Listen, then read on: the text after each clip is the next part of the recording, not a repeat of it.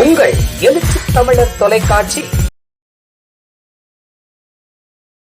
மதுரை அருகே பட்டியல் சமூக இளைஞர் மீது தாக்குதல் நடத்திய குற்றவாளிகளை கைது செய்து உரிய நடவடிக்கை எடுக்கக் கோரி மக்கள் தமிழர் முற்போக்கு கழகம் கட்சியினர் மதுரை மாவட்ட ஆட்சியர் அலுவலகம் முன்பு போராட்டம் நடத்தினர். மதுரை மாவட்ட ஆட்சியர் அலுவலகம் முன் மக்கள் தமிழர் முற்போக்கு கழகம் கட்சியின் நிறுவனத் தலைவர் ஐங்கரன் தலைமையில் கண்டன ஆர்ப்பாட்டம் நடைபெற்றது. மதுரை மாவட்டம் மேலூர் அருகே கீரனூரில் ஆக்கிரமிப்பில் உள்ள பஞ்சமி நிலங்களை மீட்க சட்ட போராட்டம் நடத்தி உயர் நீதிமன்ற உத்தரவை பெற்ற பட்டியல் சமூகத்தை சேர்ந்த இளைஞர் முத்துராஜா மீது கொலைவெறி தாக்குதல் நடத்திய குற்றவாளிகளை கைது செய்ய கோரியும் குற்றவாளிகளுக்கு துணை போகும் காவல்துறை டிஎஸ்பி சிவக்குமாரை கண்டித்தும் கோஷங்கள் எழுப்பி போராட்டம் நடத்தினர். இந்த போராட்டத்தில் மதுரை மாநகர் மாவட்டச் செயலாளர் வினீத், புறநகர் மாவட்டச் செயலாளர் ஆனஸ்ட், மேற்கு மாவட்டச் செயலாளர் முத்துக்குமார், மாநில மகளிரணி தலைவி பிரகதி, மகளிரணி மாவட்டச் செயலாளர்கள் கார்த்திகாதேவி, இந்திரமதி மற்றும் சிறப்பு அழைப்பாளராக விடுதலை சிறுத்தைகள் கட்சியின் துணை பொதுச் செயலாளர் வன்னியரசு கண்டன உரையாற்றினார். மற்றும் இப்போராட்டத்தில் தேவதாஸ், பசும்பொன் பாண்டியன், மேரி, விசிக கிழக்கு மாவட்டச் செயலாளர் அரச முத்துப்பாண்டியன் மற்றும் ஜனநாயக இயக்கங்கள், மனித உரிமை ஆர்வலர்கள், பஞ்சமி நில மீட்பு செயல்பாட்டாளர்கள் கலந்து கொண்டு கோஷங்கள் எழுப்பினர். இடிக்க வேண்டும் என்று பாரதிய ஜனதா கட்சி RSS தொடர்ந்து பரப்புரை செய்து வருகிறது. அப்படி ராமன் அந்த பார்ப்பனர் என்ன நினைத்தாரோ அந்த கரையை வெட்டி அதன் மூலமாக அவர் உயிர்ப்பித்தார் என்று சொல்லக்கூடிய கரையில ராமன் பார்ப்பனர் அல்ல, பார்ப்பனர்களுக்காக அவன் அந்த படுகொலையை செய்கின்றான். ராமன் மோடி பார்ப்பனர் அல்ல, ஆனால் பார்ப்பனர் நலனுக்காக இங்கே ஆட்சி புரிகிறார். பார்ப்பன நலனுக்காக இங்கே படுகொலைகள் நடத்துகிறார்கள். பார்ப்பன நலன்களுக்காக இங்கே இஸ்லாமியர்களுக்கு எதிராக, கிறிஸ்தவர்களுக்கு எதிராக, தலித்துகளுக்கு எதிராக, பழங்குடிகளுக்கு எதிராக மோசமான அரசியல் இங்கே செய்து வருகிறார்கள். இதை நாம் கவனத்தோடு செய்ய வேண்டும். நம் ஊர் பகுதியில், நம் தெரு பகுதிகளில் இந்த மாதிரி காவி வேஷ்டி கட்டிக்கொண்டு என்ன சொல்லுவானுங்கன்னா, அரோகரா முருகன் சொல்ல மாட்டான். இப்ப பாரத் மாதா கி ஜெய் சொல்றான். பாரத் மாதா கி ஜெய்க்கும் முருகனுக்கு என்ன சம்பந்தம் இருக்கு? ஏன்னா நாங்கெல்லாம் எது தெரியாம இருக்கிறோமா? பாரத் மாதா கி ஜெய் எதுக்குதான் இங்க சொல்ற? திருப்பரங்குன்றம் மலைக்கும் பாரத் மாதா கி ஜெய்க்கு என்ன சம்பந்தம்? அந்த வன்முறையை, கலவரத்தை ஊட்ட வேண்டும், அதற்காகத்தான் இதை செய்கிறான். ஆனால் தமிழ்நாடு அரசு இன்றைக்கு திருப்பரங்குன்றம் மலை தொடர்பாக அந்த வழக்கிலே மிக துணிச்சலாக, மிகவும் தெளிவாக எடுத்த அந்த முடிவை இந்த கூட்டத்தின் வாயிலாக, இந்த போராட்டத்தின் வாயிலாக நாங்கள் பாராட்டுகின்றோம். நீங்க என்ன முடிவெடுத்தாலும், நீதிபதி நீங்க என்ன உத்தரவு போட்டாலும் அந்த உத்தரவை நாங்கள் ஏற்றுக்கொள்ள மாட்டோம். நாங்கள் மேல்முறையீடு செய்வோம். நாங்கள் இதை கண்டுகொள்ள மாட்டோம். கட்டாயம் இந்த சனாதனத்தை ஏற்றுக்கொள்ள மாட்டோம் என்று இந்த அரசு உறுதியாக இருக்கிறது. மரியாதைக்குரிய முதலமைச்சர் ஸ்டாலின் அரசு அவர்களுக்கு நாம் பாராட்ட வேண்டிய தேவை இருக்கின்றது. இந்த சனாதன சக்திகளுக்கு, இந்துத்துவ சக்திகளுக்கு எதிராக நாம் தொடர்ந்து களமாட வேண்டும். இதுதான் நம்முடைய மிகப்பெரிய வெற்றி. புரட்சியாளர் அம்பேத்கருடைய வழியில, மாவீரன் இமானுவேல் சேருடைய வழியில சாதி அமைப்புக்கு எதிராக, இந்த ஒடுக்குமுறை அடக்குமுறைக்கு எதிராக நாம் எல்லோரும் ஒன்றிணைந்து களமாட வேண்டிய தேவை இருக்கின்றது. அந்த வகையிலே இந்த போராட்டம் வெல்லும் வெல்லும் வெல்லும் என்று சொல்லி மரியாதைக்குரிய தோழர் ஐங்கரன் எடுத்த இந்த முடிவுக்கு விடுதலை சிறுத்தைகள் எல்லோரும் இணைந்து இந்த களத்தில் நின்று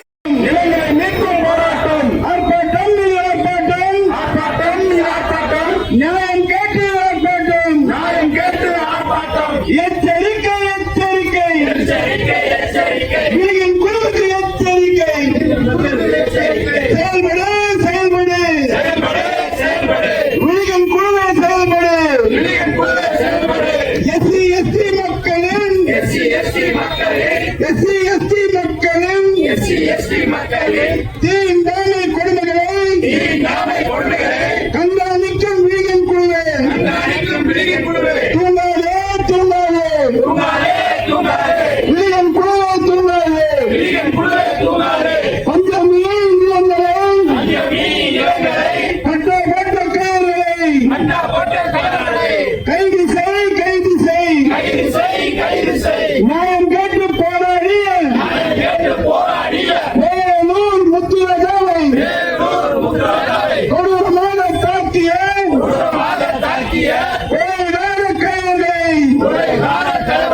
கைது செய்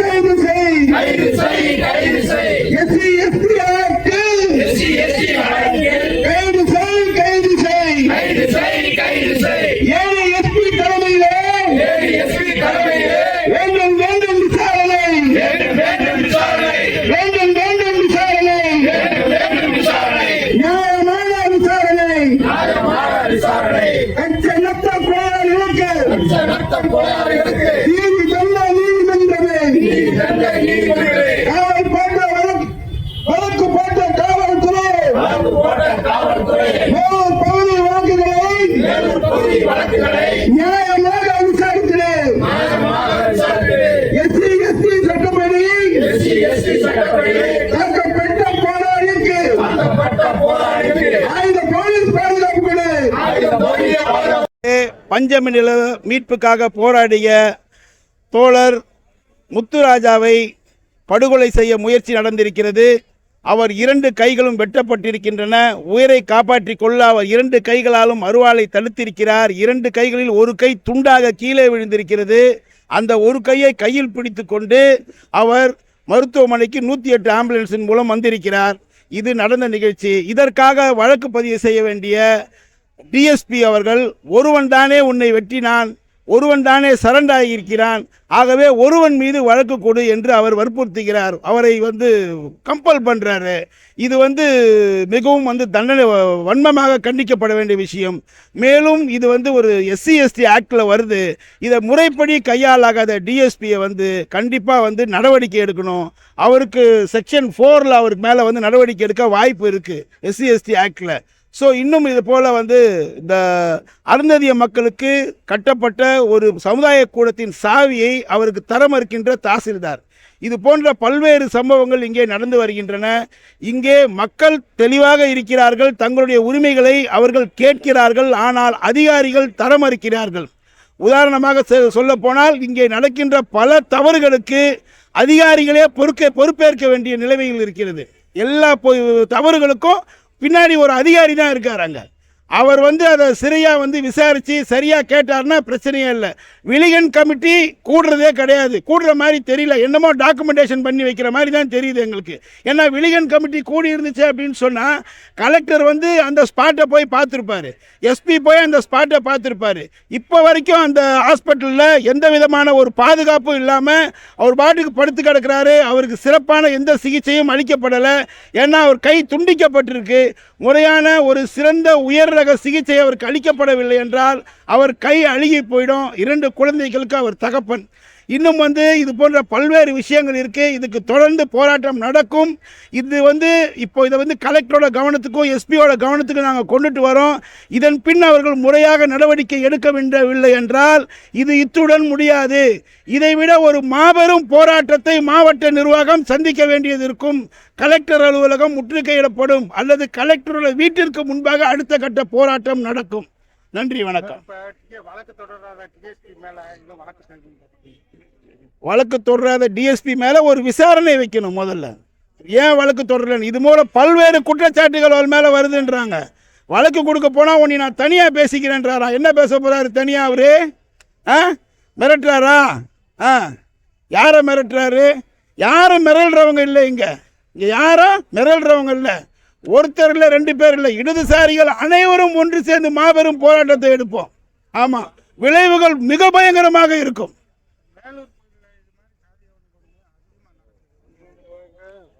மேலூர் பகுதியை வன்கொடுமை நிறைந்த ஒரு பகுதியாக அறிவிக்கணும், அரசே அறிவிக்கணும்.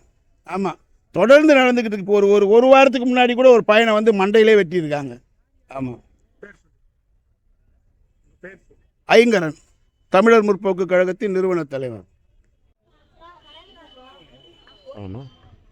தமிழர் முற்போக்கு கழகத்தின் சார்பில் இன்றைக்கு மாவட்ட ஆட்சியர் அலுவலகம் அருகே மேலூர் பகுதியை வன்கொடுமை பிரதேசமாக அறிவிக்க வேண்டும் என வலியுறுத்தியும், பாரபத்தியில் கட்டி முடிக்கப்பட்ட அயோத்திதாச பண்டிதர் அந்த திட்டத்திலே கட்டி முடிக்கப்பட்ட அந்த கட்டிடத்தை கட்டிடம் முடிக்கப்பட்ட பிறகும் சாவி கொடுக்காமல் சாதிய போக்கோடு செயல்படுகின்ற வீடியோவை கண்டித்தும் இன்றைக்கு இந்த போராட்டம் நடைபெற்று முடிந்திருக்கின்றது. இந்த போராட்டத்தை மரியாதைக்குரிய தமிழர் முற்போக்கு கழகத்தினுடைய தலைவர் ஐங்கரன் அவர்கள் இதை தலைமை தாங்கி நடத்தியிருக்கிறார். ஐந்திணை மக்கள் கட்சியின் சார்பில் தோழர் தேவதாஸ் அவர்கள் இதில் கண்டன உரை ஆற்றியிருக்கிறார்கள். விடுதலை சிறுத்தைகள் இதில் பங்கெடுத்து கட்சியினுடைய அமைப்பு செயலாளர் மோ எல்லாளன் அவர்கள் இதில் கண்டன உரையாற்றியிருக்கிறார்கள். நானும் இந்த போராட்டத்திலே பங்கெடுத்திருக்கிறேன். தமிழ்நாடு அரசு குறைந்தபட்சம் மாதாந்திரமாக அந்த அறிக்கையை கேட்டு மேலூர் பகுதியில் இதுவரை 10 படுகொலைகள் நடந்திருக்கின்றன. ஏற்கனவே மேலவளவிலே நடந்த அந்த படுகொலைக்கு பிறகு அந்த பகுதி கண்காணிக்கப்படுகின்ற ஒரு பகுதியாக மாறியது. இப்பொழுது அதை விட்டதின் அடிப்படையில் மீண்டும் அங்கே படுகொலைகளும் சாதிய வன்கொடுமைகளும் தொடர்ந்து கொண்டிருக்கின்றது. ஆகவே தமிழ்நாடு அரசு உடனடியாக மேலூர் வட்டாரத்தை வன்கொடுமை வட்டாரமாக அறிவிக்க வேண்டும். மாதாந்திரமாக நடக்கக்கூடிய அந்த விழி கண் குழு என்று சொல்லக்கூடிய விஜிலன்ஸ் கமிட்டி, அந்த கமிட்டி மாதாந்திரமாக நடக்கிறதா என்பதை கண்டறிய வேண்டும். இங்கே நடக்கின்ற இந்த சாதி ரீதியாக நடக்கின்ற வன்கொடுமைகளுக்கு மாவட்ட ஆட்சியரும் மாவட்ட எஸ்பியும் பொறுப்பேற்க வேண்டும். அதற்காகத்தான் இந்த போராட்டத்தை நாம் முன்னெடுத்திருக்கின்றோம். ஆகவே தமிழ்நாடு அரசு உடனடியாக மேலூர் பகுதியில் கவனம் செலுத்த வேண்டும் என்று நாங்கள் விடுதலை சிறுத்தைகளின் சார்பில் கோரிக்கை வைக்கின்றோம்.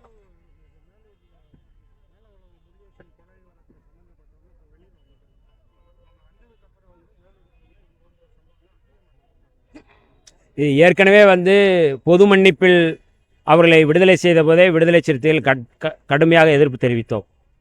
ஏனென்றால் பொது மன்னிப்பில் விடக்கூடிய குற்றவாளிகள் அவர்கள் அல்ல. அவர்கள் 7 பேரை பதைக்க அவர்கள் படுகொலை செய்தார்கள். அன்றைக்கு இருந்த எடப்பாடி அரசு, அதாவது ஆளுநருக்கு அனுப்பிய அந்த கடிதத்தில் இதெல்லாம் குறிப்பிடாமல் அவர்கள் அதை அனுப்பியிருக்கிறார்கள். ஆகவே அவர்கள் தன்னிச்சையாக விடுதலை செய்திருக்கிறார்கள். ஆகவே அந்த விடுதலையை ரத்து செய்ய வேண்டும் என்று விடுதலை சிறுத்தைகளின் சார்பில் நாங்கள் கோரிக்கை வைக்கின்றோம். அப்பொழுதுதான் மேலூர் பகுதியிலே அமைதி திரும்பும் என்று மக்கள் விரும்புகிறார்கள்.